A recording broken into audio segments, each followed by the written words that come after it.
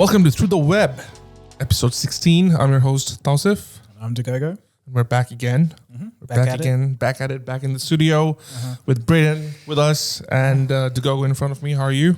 I'm good. Had a few things going on this week, but one of them that I did want to touch on was my MacBook Pro. I wouldn't say experience, but me getting into the idea of buying one because I'm going again away on a trip on the 14th. So of course you are. Yeah, in about 3 weeks. So I thought, my current computer, which is a Dell XPS 15, it just isn't cutting it for doing editing on the go or any kind of professional work. So I needed something that could just be light and I could just take with me and have all the power that I needed. So I spent, past couple of days just looking at a lot of reviews, especially for people who were in the video industry that were traveling with the MacBook Pro. So everyone was just raving. They were saying, this is great. The 16-inch has enough screen real estate, but it's still light enough. Got all the power. The battery life is insane. I was like, okay, each video that I watched, I was like, this is what I need. This is what I need. So I went online and I was like, all right, let's pick this up. Looked at the specs and then as you add more stuff on, it gets ridiculously expensive. But I was like, okay, this is for work. Investment. I'm going to use this for 5 years or more. So I was like, yeah, but might as well go all out. And it turns out, unless you want to get anything less than 1 terabyte, so 1 terabyte or 512 gigabytes, you're going to be waiting, or at least for Perth, Australia, you're going to be waiting 3 months to get your computer. Wow. So I was pretty devastated. I was like, it's not going to happen for this trip for sure. But I think, after that, I just Googled and Apple said that, there were some, delays in getting MacBook Pros out to people. So it's just one of those things. Yeah, we spoke about at length about the delays that's been happening around the world, especially since we opened up. Yeah. So not surprised, to be fair. Here. That's true, but I do remember doing a video on the chip shortage and TSMC, which makes 90% of all chips. They had kind of not a deal, but it was kind of an unspoken deal with Apple. So Apple got priority over car manufacturers and a lot of other tech companies. So if anyone was to have products, it would be Apple. So it was a little surprising that it would still be this long. But of course, in Australia, it's just you get the lowest tier. So it's good in some ways because you the first trip that you went to that was for work, and this one you mentioned that it was for pleasure. So it's good because you don't have to have work stuff with you on. I don't know. I couldn't imagine not doing anything for 3 weeks. I have to do something. So, yeah. Maybe it's a sign. Maybe you actually don't have to do anything for 3 weeks. Oh, no, it's forcing me. So that was a bit unfortunate. I think I'm still going to get one anyway, but it's just going to be obviously a lot later. So. Yeah, that's interesting because I'm on the market right now as well, looking for a laptop. And I've been gearing more towards a Chromebook. Yeah, okay. Yeah, so for the things that I need it for, one of the big use is having this thing up there on the screen for those who can see on the video. Audio people, you have to watch the video. But other than that, I just use it for on-the-go meetings. I've got a workstation for editing videos or all the heavy-duty stuff. So that's my PC. So it just seems like Chromebook is the best option because I'm on Google all the time. I need all the drive stuff. Yeah. And it just makes sense. And apparently it's cheaper because even though it has more power compared to a laptop with the same power. So it's just all pointing towards it. Yeah, but it also has so many limitations that people talk about. Yeah, so I'm a bit... Yeah. Or if you're just using it for that light usage stuff, then you shouldn't be able to go wrong. Yeah, surfing, online stuff, documentation, writing, all just seems like the perfect. Yeah. So for me, obviously I've been a Windows person and Android forever, but I think after getting this iPad, I'm because everything just works so well. And you're the first one this week to tell me that. I've got a friend, literally, I still remember during the pandemic, we had almost an hour and a half long group chat, 3 or 4 of us, schoolmates. And we had an intense debate about Windows versus Apple. And I was the only one on the side who was trying to defend Apple. I was I used to be one of those Apple haters back in the days, but I've converted, even though without using Apple as my own products, I just think, the innovation side of things. And there, I think in that phase of Apple's just too costly. Others do it better. It kind of is though, but it is. But you know what I mean, right? And they were really anti and against Apple like 2 years ago. Literally this week, one of them came back. It's like, I got a Samsung phone. It's not good. I got a Samsung watch. It's not good. And I'm thinking of getting, and one of them actually got a MacBook already like 2 months ago. Right. And they are slowly converting to that other side. And it just feels like Apple's maybe finally getting into that realm. For a person who's been watching the tech space for a while, I think now is the best time to go into Apple if you are, because they've started doing some things right, like, bringing back those ports, allowing, more customization with software a little bit on the iOS side, and iPad OS has just gotten a big update to make it more like a desktop. So it's like on every device, they've kind of moved in a direction that invites those kind of people that were kind of dissatisfied with the limitations beforehand. So, and I think it's the most important thing is the reliability factor. Every time I've heard someone why they want to move from like Windows or Android to Apple, it's just because they it's going to work for a long time. Exactly. There's that guarantee of some, like, it's a safety net that, okay, it's not gonna close up on me or crash on me, or even Brayden, when he was looking to improve or get a better version of his laptop, he's looking at Apple because he edits there, right? Yeah. So I think it all comes down to that as a core factor, and I think same for you, because your XPS is it's on its deathbed, and it really shouldn't be. But just when you're talking about the reliability factor, like I remember I got an iPod Touch from 2009. And I bet if I turned it on today and charged it, would be work exactly like. My mom only upgraded her iPad she bought from like 9 years ago or something, or 8 years ago. Granted, she only uses it for like video calls and surfing the internet, but still, like a tablet to go on for that long. It wasn't even the higher end stuff. It was just something you didn't have to wait 3 months for. So just that tells me how great a product is in the tech space for it to have that longevity. Yeah, and just a side point, we are not Apple investors. We have no vested interest in this. Or just speaking. But I'd like to pass it on to you. How was your week? What did you get up onto? Pretty standard week. Nothing to report on. Got a little bit sick. Not COVID. It's just the winter here. Yeah, I think I'm pretty over it at this stage. Just want summer back. What, dude? This is like nothing compared to like what some winters are. Because right now it's just really nice. It's sunny outside. It's not winter at all. So I think anybody who's listening from the US. When I was in Amsterdam, there were like a couple of days that were way colder than our winter here, and the summer there. Yeah, so it's like it's not. Yeah, no, it's from the back end I can see we've got a lot of listeners from the US. So you'd definitely be thinking that I was joking, but it's just how it'll be funny privileged I have gotten. It'll be funny if someone like from like, I don't know, northern side of the US like finds this podcast Winnipeg, in winter, Canada, and they're like shoveling snow while listening to this, and they're like, what idiots. Yeah, no, it's I take that back actually. It's not that bad. However, it's been okay otherwise. Didn't really get up too much in terms of watching stuff either. Although I did watch a few things, but I want to listen to your stuff because it seems like you seem to have watched quite a few things. You couldn't even pick like when I asked you up. Yeah, because it's like no, I want to keep that talk to it all on the podcast. No. But this, what I'm going to talk about is completely out of field of what anything to do with this podcast is. But that's good in some ways. Okay. Well, I kind of delved into Elvis and Justin Bieber like before they were famous and how they got there and like their lives and all of this kind of stuff. And it was because of there's this channel called Rock NBA. So it's like basically he's like a heavy metal guy that was in the scene from the 80s and 90s. He knows like all the bands and like, the producers and stuff. And he kind of goes through like loads of topics. But in one, he was kind of talking about TikTok and how that changed music. And then he talked about Justin Bieber a little bit. And then I was kind of like, I don't really know that much about his early career before. One of the first YouTube stars. Yeah. And then I just kind of went and like looked back at some of his older stuff and found this CBA, like Canadian, like 20-minute piece on him before he was like famous, like before he released Baby and all this kind of stuff.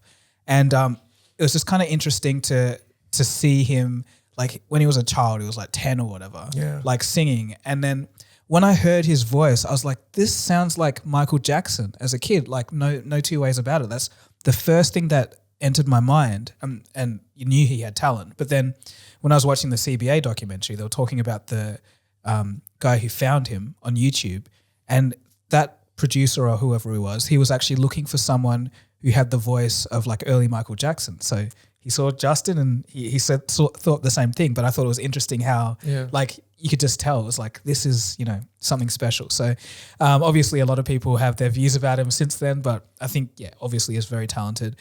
And Elvis, a lot of things I learned about him early on, like he was a real failure, like a lot of times. Like everywhere he went, people said he couldn't sing. People didn't understand what the hell the music he was singing was about. But yeah, it turns out like, you know, he just got like a couple of lucky breaks. And also, though the music that he was singing, he kind of did lift it quite directly from the environment around him, which is a bit, but yeah, I just thought it was interesting how he like literally could have just at any point just turned around and said, this really isn't for me. But yeah, he kept pushing. I don't know much about Elvis, to be fair. It's just such a pop culture icon. You just see him everywhere. He's just there, but you never really dive deep into it. But there is a movie coming out about him. Like so I heard about that. I didn't. Yeah, afterwards when I was looking, I was like, actually, this is a movie that's coming out. So yeah, maybe go watch that if you're interested. But yeah, and just one last thing. Like in my mind, I knew Elvis like from the 50s, and then, you know, when it was fat with the flares in the 70s, but I was like, what happened in the 60s? Like he kind of disappeared. And then, you find out that he kind of did disappear. He like had a long hiatus from music because his producer or like his manager was making him do all these stupid movies. So like by the time the 60s rolled around, in the mid 60s, he was still doing these like, you know, happy movies that were like kind of like the 50s, but then you had the Beatles that were coming along, and then you had all this psychedelic rock. So much everything had changed. Explosion, He just wasn't, you know, it didn't really fit in. So, he tried to have a comeback and whatever. But yeah, it kind of was like this essentially. And also just one last thing. He was always nervous. Like he got a lot of stage fright. Some of his early performances, he had to like he got like such a lukewarm response because he was so nervous at playing. So, just very interesting to discover. Just on the nervous note, I think one thing that I've been thinking about quite a lot is stage fright or being scared of doing something. Like, have you performed live ever? I know you do music, but I've performed live. Or I mean, you've spoken live as well. Spoken live, but did you usually get live stage fright? So the thing is, I get so nervous before it, but then you just. Well, for me anyway, you just click into it and then you just focus about what you're saying, and then it kind of just goes by and you don't even know what you did kind of thing. Right. So, because a lot of the times the recommendation is that you like stage fright is a bad thing. You shouldn't have you should be confident. You should go in without any. But there's more research into it, and more people are saying that you need to have that for you to be able to experience the growth as a speaker. Because, for example, think of yourself as in a comfort level, right? So if you like, for us, this is like very comfortable right now, right? Is it? Not really. No. Okay, fair enough. But you know what I mean? Like if we had to do this in front of, I don't know, like 10,000 people or in front of someone really important, that would bring like some sort of unease in us, but that also indicates that we're growing.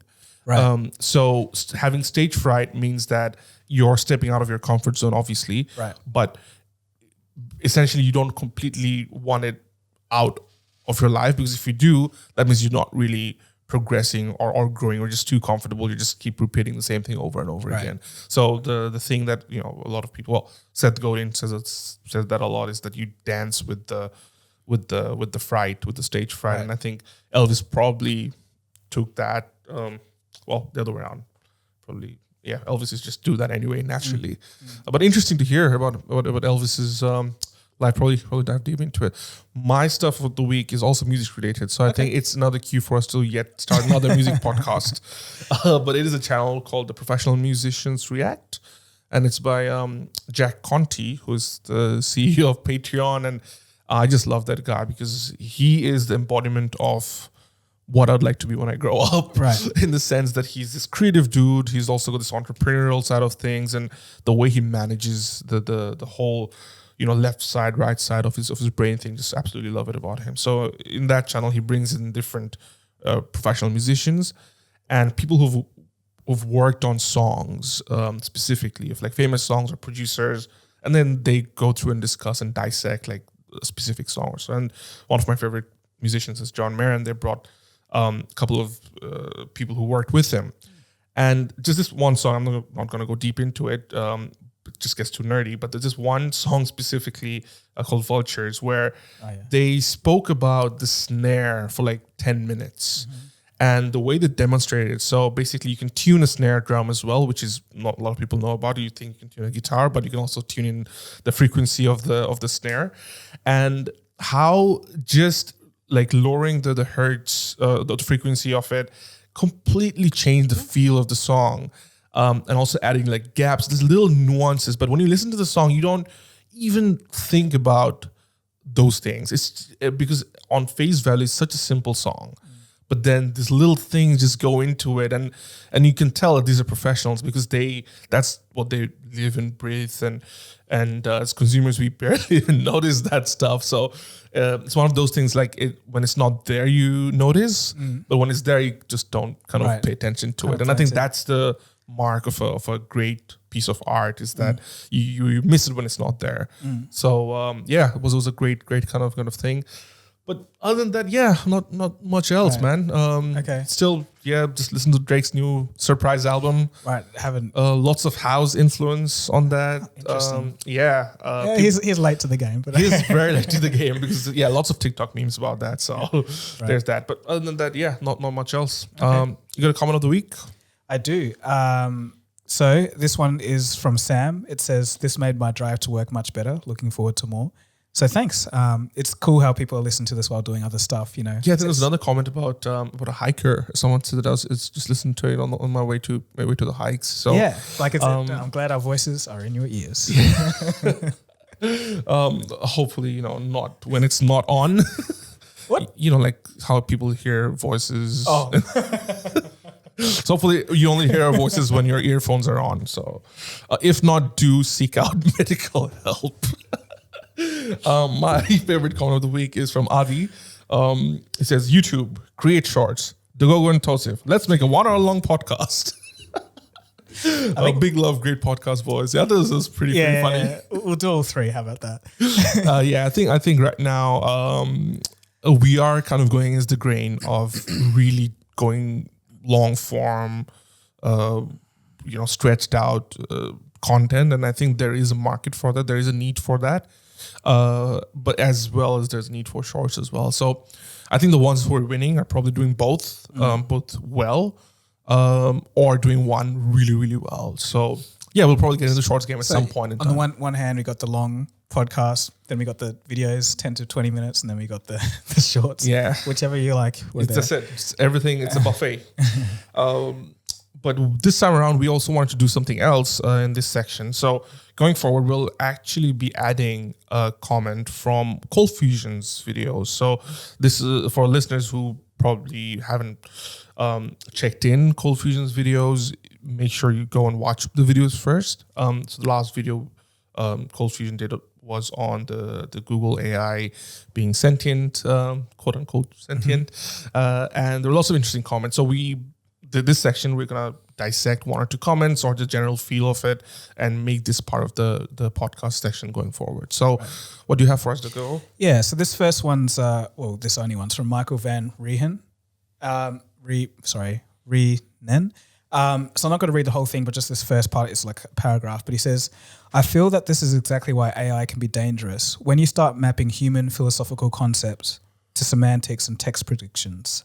So essentially, I think that this kind of sums up the feeling of a lot of people in the comment section, but also myself, in the sense that, obviously if you look at it, well, there's an argument to be made, like, can we tell anything is sentient? But I think in this case particularly, the AI is not sentient, but it's doing a good enough job at mimicking the patterns that humans expect from speech and in communication that it ends up having that illusion. So you're going to eventually just have people that are going to treat this as a sentient entity, even though it's not. So what implications come from that? And, what are the follow-on effects? So I think that comment was quite sums it up. Yeah, there was another comment. I think it was on our podcast or maybe on yours as well. I mean, on your video as well, where it said that now anybody who is already living in their mom's basement will now be talking to this being and never get out of the house. Any remote chance of them getting out of the house is completely gone, right?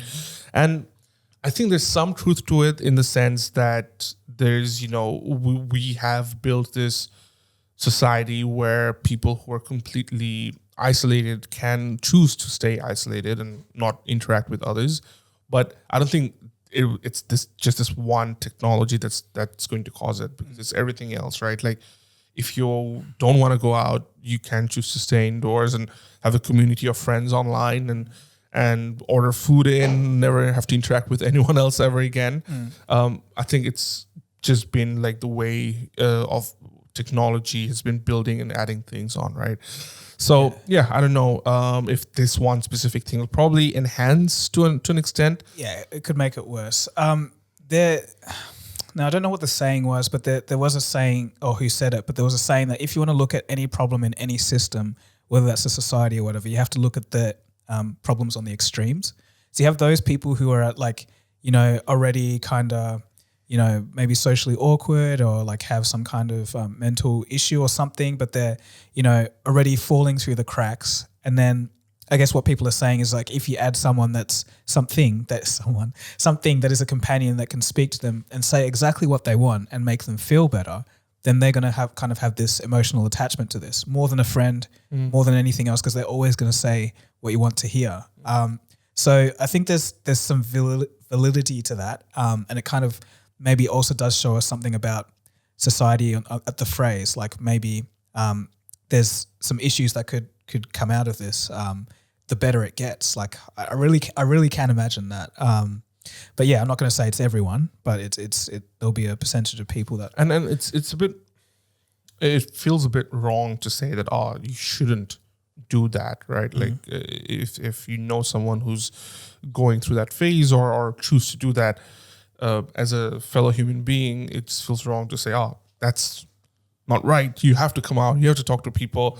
But generally speaking, I think evolution has always thrived in societies, like where if there's a few people, like a community is what we long for.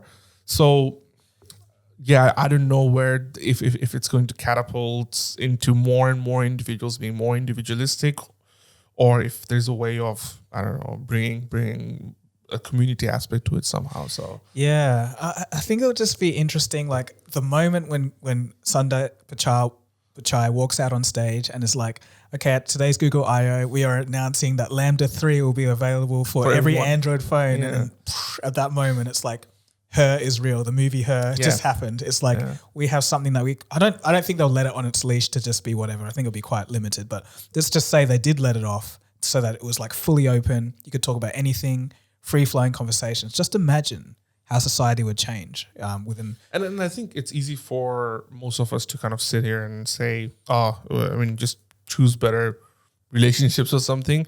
But as I grow older, there's a few things that I feel that I'm way more grateful about that I have been in the past. I think just having a family or having, a friend or a colleague that I can speak to. I think these are things you don't really think about when you have it in your life. And there's so many people who don't have access to these things.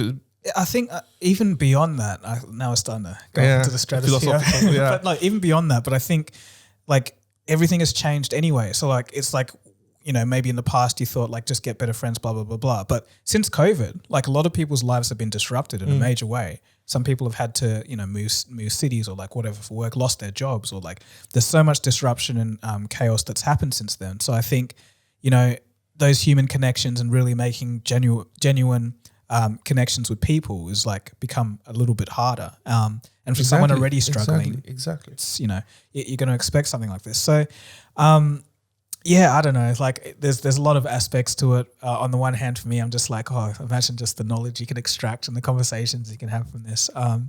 But for other people, it may just be, a companion and someone to talk to. So I don't know if that's a failure of society or if it's just like literally the natural progression of just how things go. That's my response. Okay, I think we've broken Tawsif. I think I have to get into something lighter. So luckily, the first topic of the day is actually gone back to AI again. Because now, I thought it was going to be a lighter topic, but it's the Cosmopolitan magazine cover has its first AI based the first magazine cover ever to be made by an AI, if that makes sense. So Cosmopolitan is a popular magazine for those who don't know, and it's become one of the first major print publications to tap research group OpenAI's cutting edge Dall E2 to help design its cover art in a new digital issue that publishes this week. So the resulting image is a purple shaded astronaut taking a step on the moon, will grace the cover of the special edition magazine, and its audience is primarily young women. And it was actually done by an influencer called Karen Chung. So she's quite popular for making viral videos and camera hacks and tutorials and of that sort. So she actually made a video about how she made the cover. So she puts on kept on giving prompts to Dall E2 and how it was just one after the other to come to this final piece. So, when we first spoke about Dall E2, we spoke how we can just give it something, a prompt, and it'll just make anything. It seemed to me there's still that human direction or creative direction is still required to an extent. There is, but the thing about this, because I watched that video too about her creating it, is it's like if she had a clear vision in her mind and how to describe that, she could have got a lot closer a lot quicker. But I think she was kind of just looking at it and being like, oh, not quite this. I think I want it more like this, and then working that way. Almost like a feedback loop, almost like a conversation with the tool itself. Yeah. So for those of you who don't know, when you generate an image from Dall-E, I think it gives you four or six different versions of it. So you type in the sentence, astronaut walking on the moon.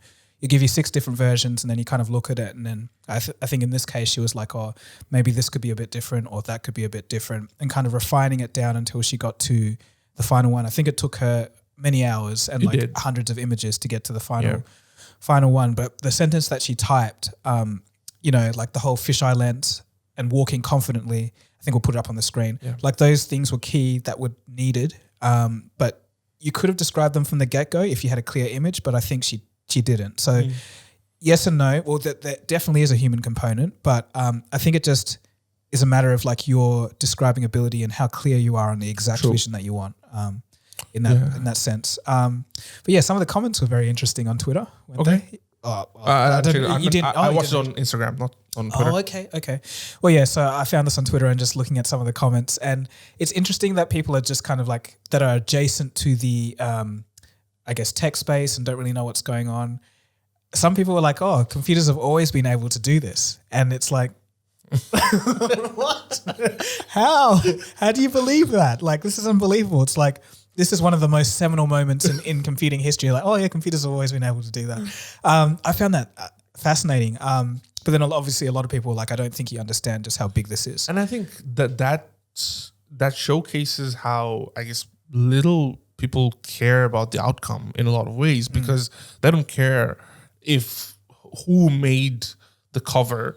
The cover is just there, kind of thing. The reaction to it is unchanged based on who or how they came to that final piece. So I think that's telling of how a lot of the people think, right? Yeah.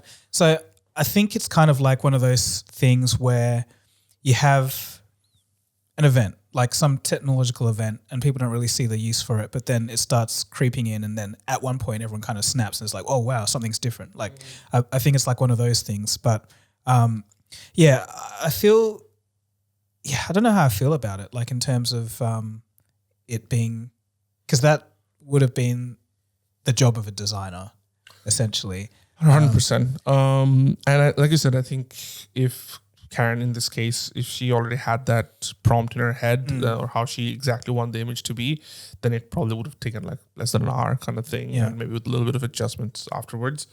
So I think you still need a little bit of that creative direction, but like you said, it's still a job of a graphic designer, which you're probably seeing, dissipated in front of our own eyes. Yeah, but I guess maybe graphic designers, they inherently have a better vision of like what they want and better ideas. Maybe that's probably why they're in that profession. So perhaps like maybe the wage will go down, but people still need good ideas or something. But it's just me. Yeah, and I think it'll only replace the technical side of things, because there's still a lot of components that you need, like someone to actually manage the entire thing. So I think graphic designers would, their roles would shift more towards the planning, the strategy, and less of the technical menial work in some ways. So I think if you're a creative thinker, this is your chance to flourish. But at the same time, it's also going to be a saturated market, because if you weren't as creative but more technical. Yeah, but we could say the same thing about when Photoshop first came to the Mac. That like a lot of people that were working in the the printing industry, where they had to cut out stuff, they were crying. They were like, "This is the end of the industry." But but it was just that technical art aspect that kind of disappeared, but the design still needed to be there. But yeah, on this topic, there's a lot of hype around Dall E2 Mini as well. That's right. So this was independently made by another guy, nothing to do with OpenAI, nothing to do with DALL-E, but he called it Dall E2 Mini just to get some, some writing off the back, which definitely helped. It worked a lot, because everyone's using it. It's a meme tool now, it's funny. And we've used it actually on Twitter as well a few times. So So I think one of my favorites, I was telling these guys before the podcast, was Darth Vader stealing something on CCTV, and it was like him walking around in black and white with it was sneaking around. It was great. And I think Brayden was saying something about Shrek deployed in a war zone or something like that. So yeah, it's pretty funny to see the outcomes. But overall, what I found most interesting is that I didn't know OpenAI was a project that Elon was also involved in. Of course, to go back to Elon. I know. It's like I had no idea that he was involved in it until Dall E2 became a thing. But funnily enough, I went back to this interview, like a 2-minute clip, that how sometimes YouTube recommends stuff that you've already watched already. So I've this thing came about, like Elon Musk talked, and this is like in 2015 or something, like Elon Musk's daily routine or something, right? And it was like a 2-minute clip that I had already watched ages ago, and I clicked on it. And there he says, "Oh, my time between right now is 50% on Tesla, 40% or 30% on SpaceX, and maybe 10% on OpenAI." And I'm like, he mentioned OpenAI like in the thing, and it was never registered, kind of thing, because it's not a big thing back in the time. So it's interesting how these little pieces of information kind of goes out of your mind as well. It's funny because I was tracking OpenAI from the beginning. Wow. I was making videos when they beat Dota 2 champions and all that kind of stuff. This was like 2016, 2017. Right. And then like I'd always mention that Elon Musk started it, and then people in the comments would get angry, and it's like, stop you worshipping Elon Musk and saying, mentioning his name with OpenAI. So I was like, all right. So what's actually the story with OpenAI? So like he not sure if he founded it or co-founded it, but yeah, he just literally assembled the team of the scientists that worked on this stuff. And I think that's kind of what makes a good, like someone who's going to do something amazing, because Steve Jobs, he didn't really code anything. He didn't really do that much in terms of that. He was a great marketer, had the vision, but it was the teams that he assembled that really managed to get things off the ground. And if you look at OpenAI, they're punching well above their weight for the size of the team and the funding that they have versus Google. Like, for example, they're doing, they beat Google with Dall E2, like some of their reinforcement learning stuff is really good. I don't know if you saw OpenAI with that dexterity hand that they did. So basically they managed to get a robot hand to learn how to shuffle and, get dexterity, but in virtual space. So they did it millions upon millions of times in virtual space, so it could learn without having to go through all the time of doing it. And it worked, and it managed to do stuff that sliding and flipping and whatever, which it wasn't taught, but it would just learn. And, things like that are amazing. It's even higher than what Google's doing, but it's just because they have such great people working on that team. But then they went and sold themselves to Microsoft and pissed off Elon. So because they were not supposed to be selling stuff for profit. That was one of Elon's fundamental things for the company. Right. Because Elon was worried about AI. So it's like, if anyone's going to create AI, I might as well get involved and make sure it's safe and everything. Sure.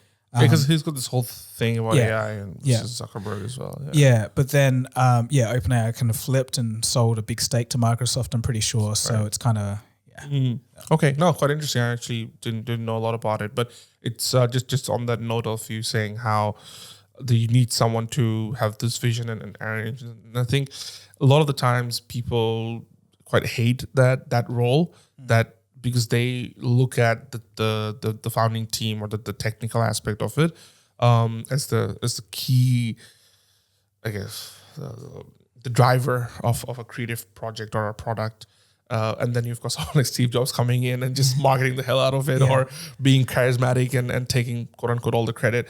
And I think that stems from the idea of, I guess, society just really obsessed with the idea of giving credit to someone who deserves it per se versus someone who doesn't, and usually it's the charismatic arrogant asshole who ends up getting all the credit and not this is the frontman of a band and not the bassist or the drummer getting enough the credit. Bass and drums, hey. Nobody cares what the bass and drums, it's all the frontman, right?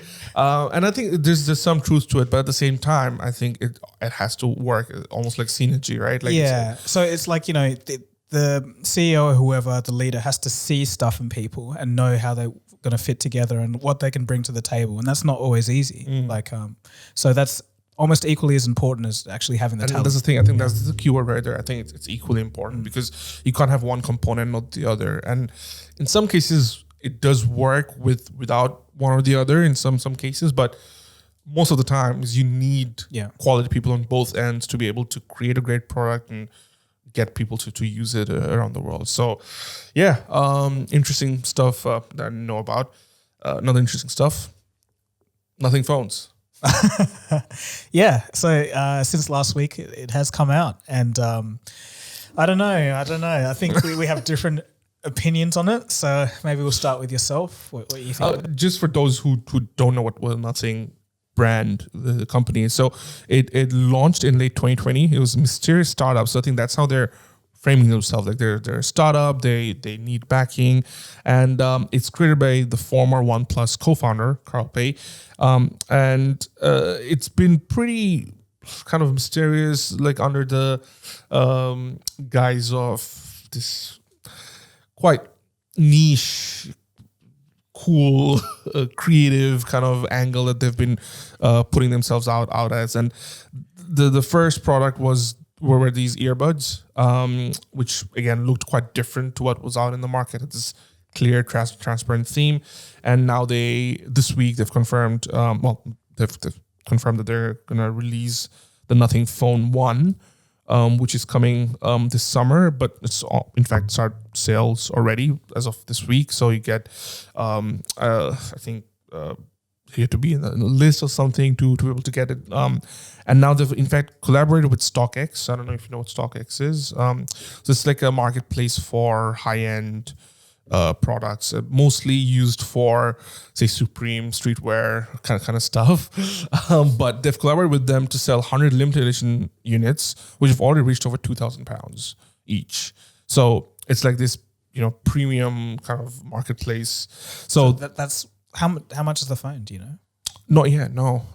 So if they're going for that premium, are they going for the premium segment? No. I think that's just the first 100 limited edition. Oh, okay. Ones that they're collaborating it on. So if you want one of the limited edition, you can get one right now. But that's just a marketing tactic. So when I say like they're positioning themselves as the hip, cool, new kind of thing, I think that these are the things that they're trying to do. But beyond that, did see the review by MKBHD, which was out this week as well. So obviously there's an embargo on until he can talk more about it. But the back side of the phone is what is being shown everywhere, and how it's got like LED lights all over, and the different uses of those LED lights. So mostly, I think at the start it did feel a bit gimmicky to me, but when I looked at some of the use cases that MKBHD showed in his reviews, it seems like there's some stuff that you'd use it for. If you have it lying around, I would, there's this little interesting like panel towards the end of the phone, which shows you that how much of it is charged or not. So you don't have to flip your phone. So I like how it's not just lights up when there's a ring, but there's actually utility behind those things, and assigning those lights to certain contacts. So if one part of the phone lights up, you know that, this person's calling you. You pick up. If another part lights up, never to pick up the phone. Yeah. So I quite like those utility-based stuff. But again, the actual meat of the phone itself, which is the operating system, they're probably using Android anyway, but just how it functions, how it feels, all that kind of stuff. We don't know. The camera, all that stuff still unknown. So for me, let me just preface this by saying I could be wrong, but just for me, I reckon the software is not going to be anything revolutionary, maybe like 20% different to a regular Android phone. But I feel like the fundamental the fundamental thing with this is that smartphones, they run their pace. They run their time. They're like, the peak of excitement, customization in a phone really being different, apart from a different form factor, if it's just a slab, like it's kind of run its course. You can't come in and expect to revolutionize an industry that's well past being mature. I just don't see it happening. I could be wrong, but I just think, it's going to be another phone that's a little bit different, 10, 20% different to anything else, but it's just going to be for an enthusiast that really likes those features, but otherwise, like everyone else, is just going to get whatever they otherwise would have. So, and I think that's the key phrase right there. It's just for enthusiasts. So all the phones kind of look the same. And a lot of it is, like you could tell it's an iPhone, you can tell it's an Android or Google or Samsung phone, right? So I think that's what they're trying to differentiate themselves as, that just by the look to start with, that in itself brings you in this exclusive club that, it's a completely different looking phone and it just looks fresh and futuristic and all that kind of stuff, clear, transparent back and all that. It's an iPhone, but just with LED. So things like that, I think, is what they're trying to position themselves as, that, hey, let's try and get that market of really, enthusiastic people who would in fact move from their existing line of phones that you've been using and look at something different potentially. So I think, if anything, it's probably a right time to launch something like this. I'm kind of completely disagreeing with what you said, because this is the right time to have something different, because everything's just been so same over the last few years. So they might just use this as a launch pad. Yeah, okay. But the thing is that I guess worries me about this is, like, is it different enough and at the same time too different? And what I mean by that is that having these lights on the back might not be enough for someone to just buy that, like if they're looking for something different, but then it could be enough to dissuade someone from buying it, saying like, that's corny, I don't like that. So it's kind of that's I think when you push a product out, you don't mean it for everyone, right? So someone who thinks it's corny, it's not for them, like straight up. So you already kind of push them out of the target audience, just simply making that design decision, right? So if somebody does get it, they obviously think it's cool, and it's only for people who think that it might look cool, right? So I think that's where the distinction is going to get to, that small 5 to 10 core percentage, and this is where it'll build that sticky audience. And I think their phone isn't their end game, because like I said, nothing company is a startup. So they're probably looking at other areas of branching in. I think phone is going to be their entrance into a more wider space where they'll be talked about amongst people. So yeah, I think there's some, as for the phone itself, we'll have to wait and see when it comes out. How does it feel? What does it look like? Let's make some bets. In the long bets. In the long term, let's say in the next 2 years. 2 years. That's the 1 year. Okay, 1 year. Do you think the phone will be like not wildly successful, but like, do pretty well, like better than expectations? Like everyone's kind of talking about nothing phone in a year, and people are starting to really use it. Or do you think it'll just be like, didn't really hit off? I think it will get some interest. I think there will be a core following that will build like a niche following of people. So I think it will have hardcore fan base who will want to get this phone, will keep that phone. And from there, they're gonna start adding more products to their suite of offerings. I think that's where it'll be. I don't think they'll fizzle out. Okay. You think they'll fizzle out? I don't think fizzle out, but I think it's not going to go as well as they're hoping for a number of reasons. But I just So when you say not go as well, do you mean by the number of units they sell? Yeah. Okay. Yeah. I just don't think it's going to be as big a thing as they're hoping. We'll need to get those internal numbers, Carl Pay. They're not going to be released because they'll be so bad.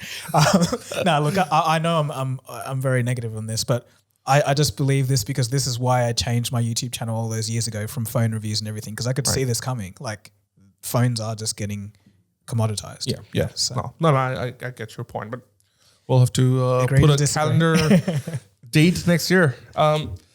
Speaking of random products that don't look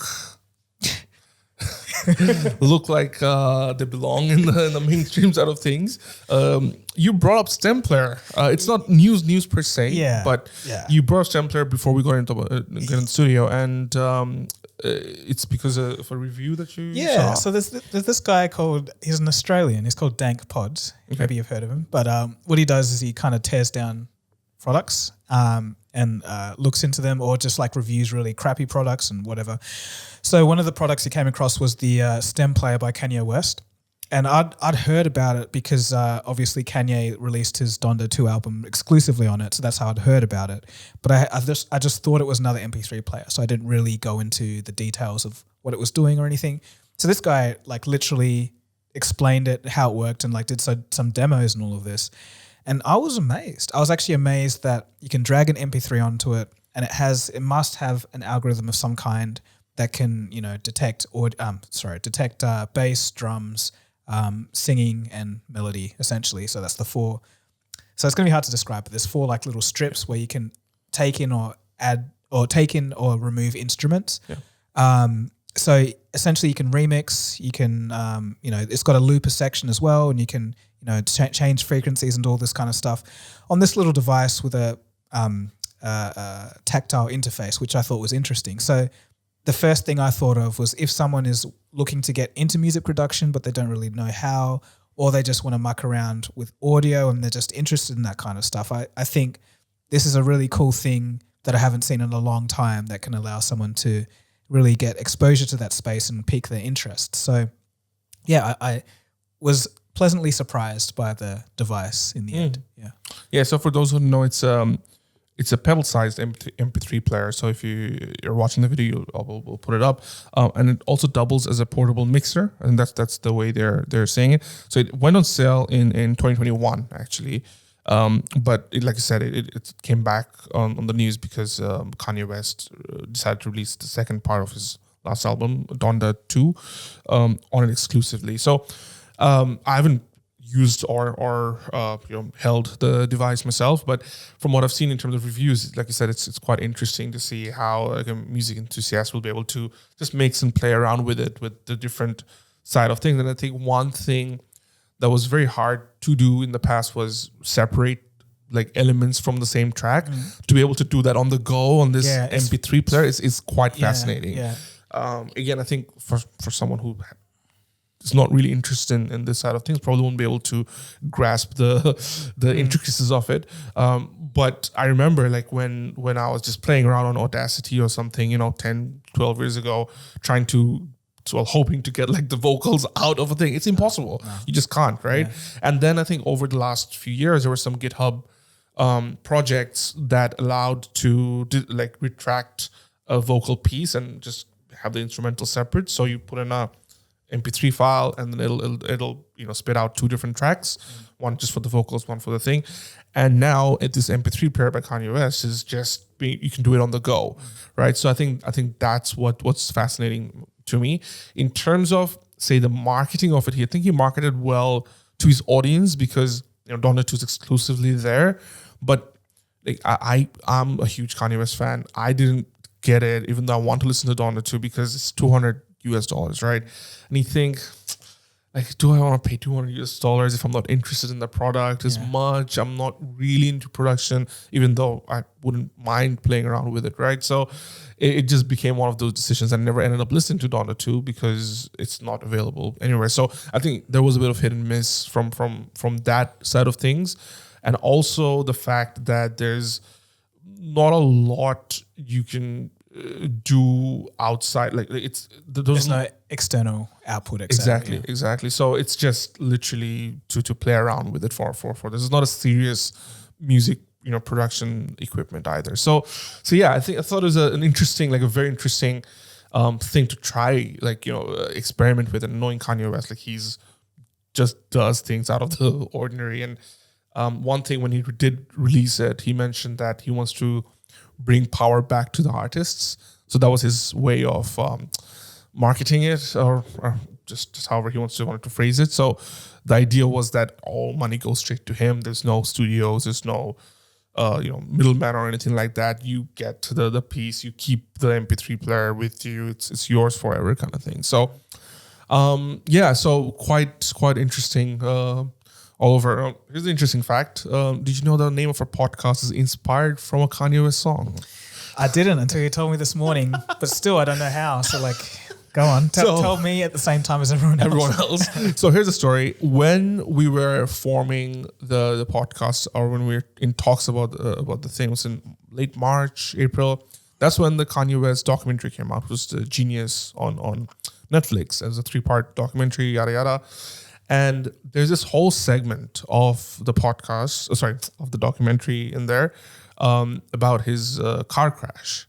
So for those who don't know, he got into this really almost like life-ending car crash where his entire jaw was broken, and he had to be entirely wired up in his whole head. And he wrote a song while he was wired up in his hospital bed, and he named the song "Through the Wire." Okay. And I was like, okay, so and he said this phrase where it's like, I need to get my expressions out. Like, I want to be able to sing. I want to be able to rap, and I'll be doing it through the wire.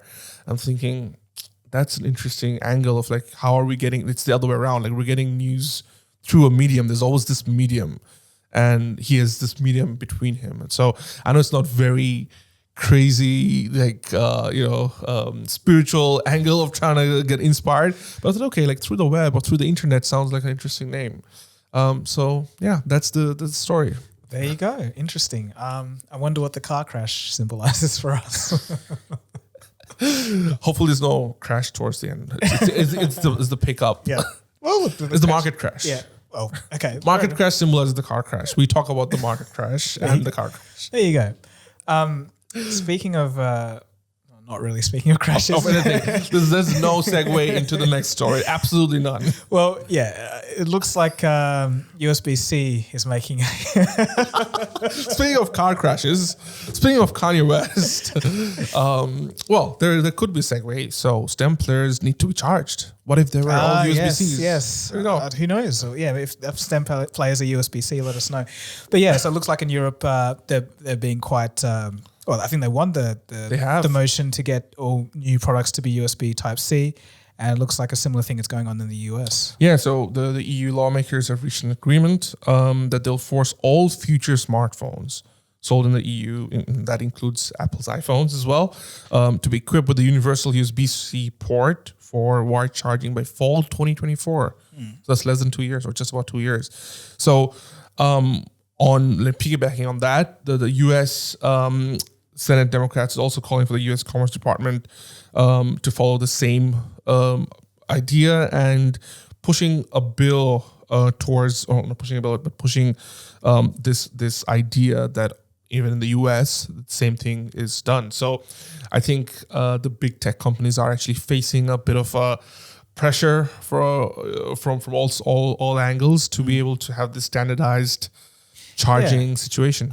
I guess it's good. It's good for consumers, but I just hope the EU is flexible that, when a new standard is being developed, that it's not going to be, hard to get that in or overlooked, because obviously USB-C isn't going to be the standard forever. There's going to be the next USB-D or whatever it's called, but that's going to be some jokes in there. But, USB-D.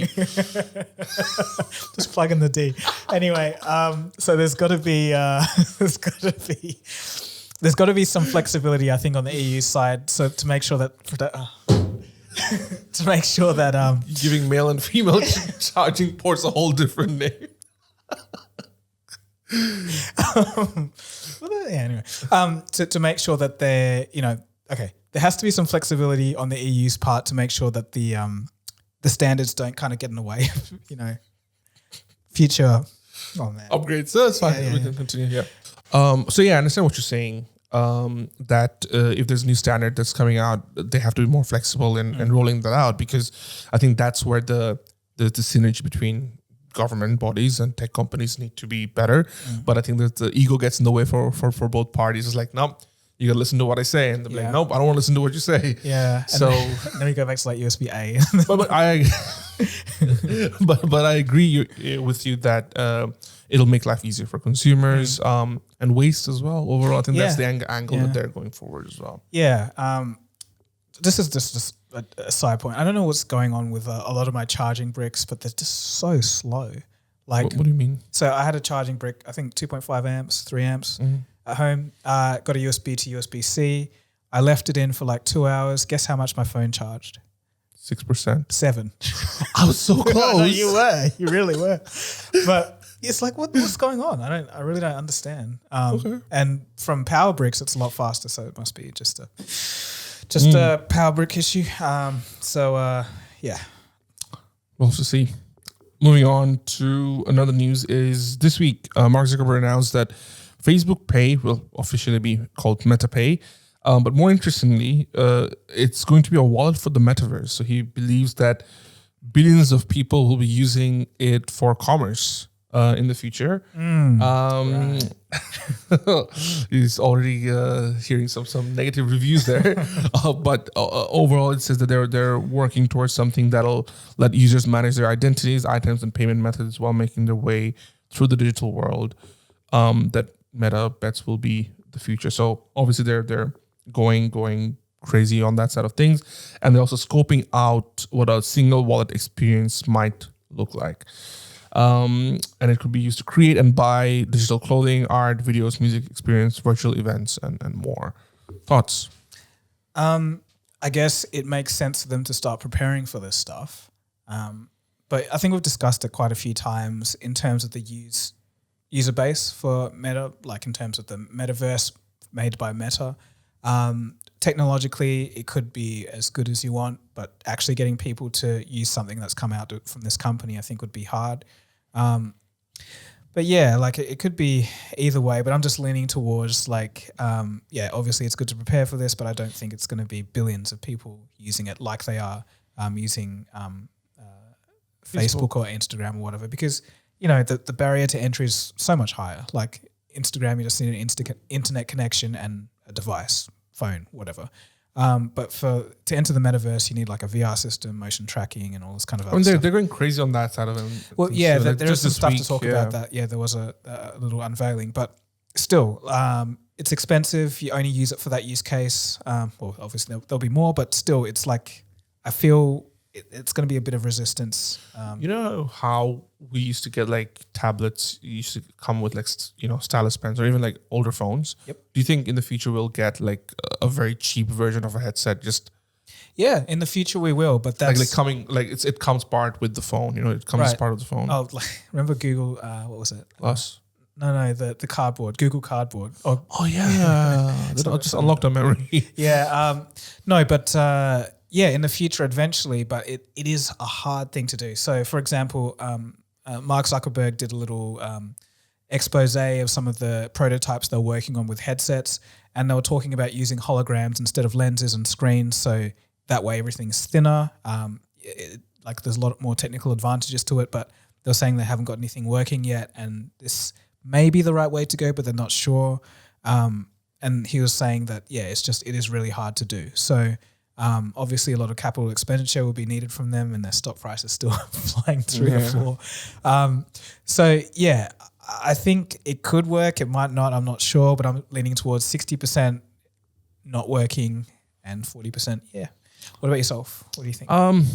I think it's in their best interest to start talking about it as much as possible now before for anything else. So again, it's going to be one of those things that until you try, you don't really know. So I don't want to say 60-40. I'd say I'm probably 50-50 at this stage. Yeah. Safer on that line of things. Because I don't really see myself using VR as much as they're claiming to be.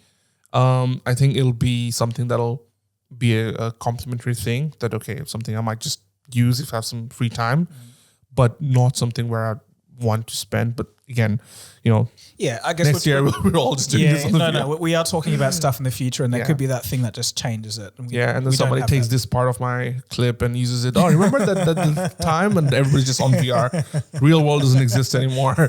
Stupid guy was completely wrong. 10 times podcasters were wrong about the future. Going on about social media platforms. So there's one interesting thing that I saw, and it's actually a TikTok video. This, it's hard to say TikTok influencer because everyone seems to be a TikTok influencer, just over, everybody has 10, 20, 50,000 followers there. It doesn't have the same weight as, say, on YouTube, obviously, or Twitter, or even Instagram. So let's just say a TikTok creator, right? So she said on this video that she pretty much stopped using Google as a search engine.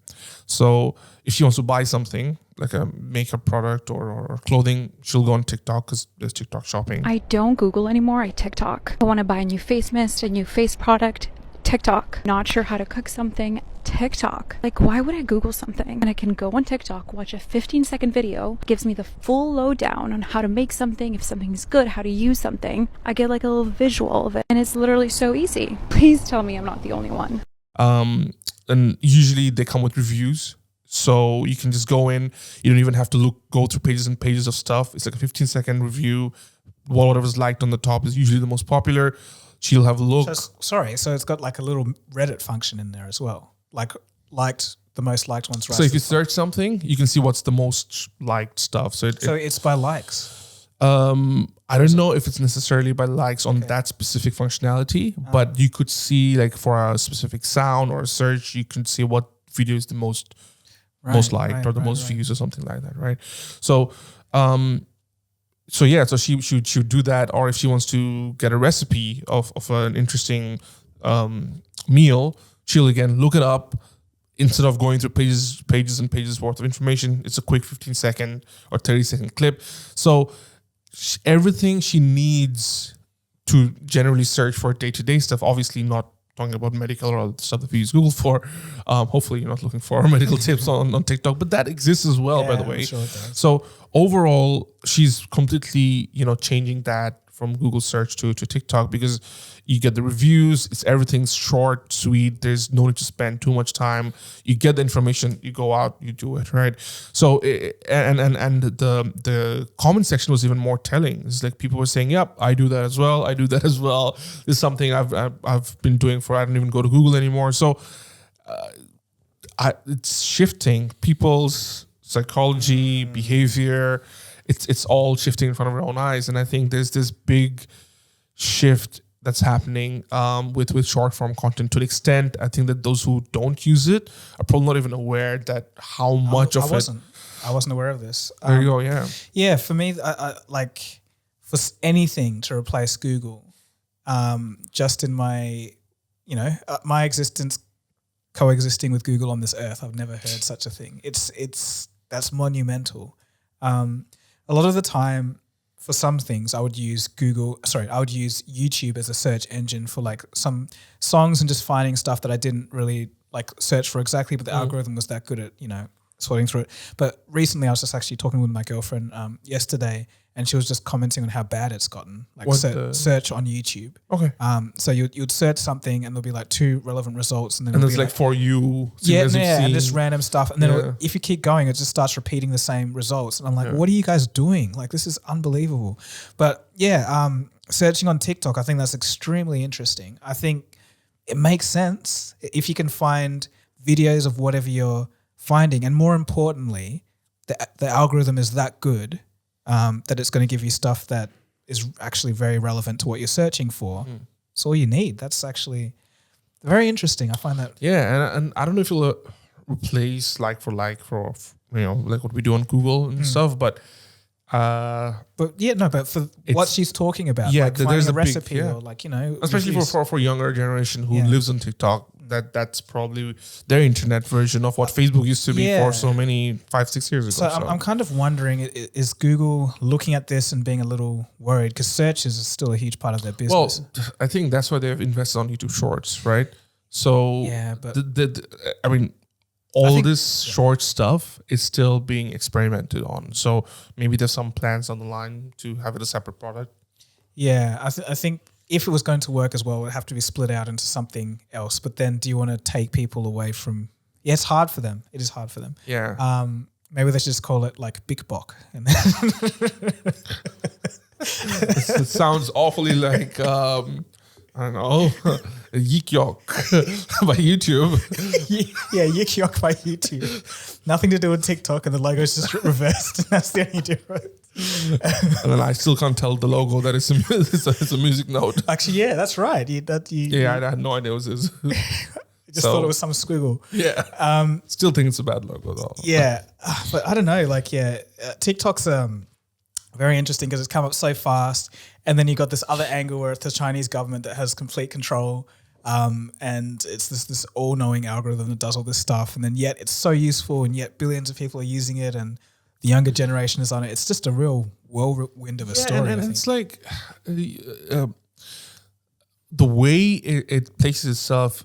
I think for creators, I think that's going to be the key difference, right? Because when you're creating on TikTok, you don't really get a lot of value from being a creator on TikTok, like from TikTok itself, right? Like YouTube, as we've mentioned in the past, they know how to take care of their creators as opposed to any other social media platforms. TikTok, because it's so short, first of all, you can't advertise on a 15-second clip. That's very difficult unless you've got sponsors. But then it's so saturated, you're not going to get the top line sponsors unless you're a top line 1.1% of the creators on there.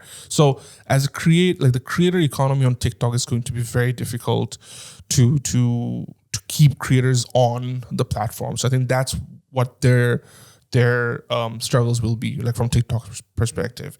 There's something I recently looked at as well, is that how TikTok's, the way it works is that you don't go back to a creator's channel. You just simply stay on the main feed, which is called the For You page. And it literally feels like flicking through a channel. So you know how I used to, back in the days, you used to watch TV on the couch. You just, you know, just look at, okay, what's on? Okay, I'll watch 10 seconds of that. That's what it feels like, because you're just going through whatever's on.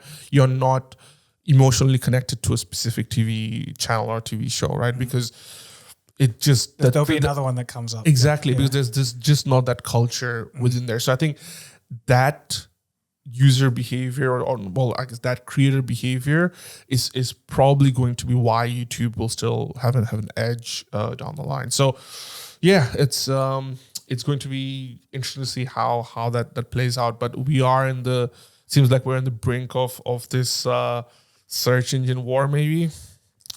TikTok search engine, hey. I mean, there are other search engines as well who are doing reasonably okay as well. So, Like I mean, Brave, DuckDuckGo. What do you mean? yeah, I mean, there's lots of people who don't like Google for its privacy issues, right? That's like people in the know, and that's like what, 10%. Like everyone else is just like, I'll Google it. You know? Yeah, true. True. Yeah, like for me, it doesn't really bother me, but I know there are a percentage of people who are really... This is kind of off topic. I think there was a controversy with DuckDuckGo as well, quite recently, where they were kind of collecting data really when they're supposed to do the privacy. Correct me if I'm wrong. I think that's right. We have to fact check that. But yeah, I think there was something quite recently about that, which is interesting. Yeah, so I think we're pretty much at the end of this episode. Very interesting discussions about everything from Elvis to to TikTok to USB-D. So I'm glad you guys stuck around till this long. It's awesome to sit and talk. And Tawsif, if you can look alive for the end of this. Is it just on me? It's just you. Because the end like when you come in, I'm not even on the picture. Okay. And you're... So until next time, thanks for watching, guys, and thanks for listening, and we'll see you again soon. Cheers.